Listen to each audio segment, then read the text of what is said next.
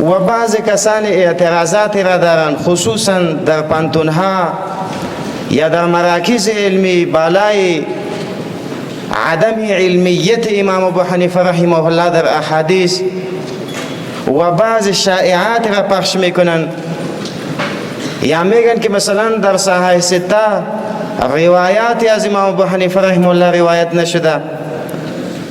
مکی ابن ابراهیم که یک از مهمترین استادای امام بخاری است، اکثر ثلاثیات که امام بخاری، افتخار امام بخاری در صحیحش ثلاثیات امام بخاری است، اکثر ثلاثیات از مکی ابن ابراهیم روایت شده.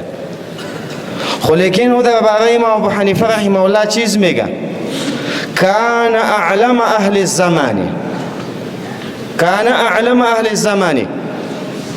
حافظ ابن حجر روایت که نقل میکنن تعلق به مذهب شافعی داره، از مکی ابن ابراهیم روایت میکنن، نقل از او میکنن که کان اعلم اهل الزمان.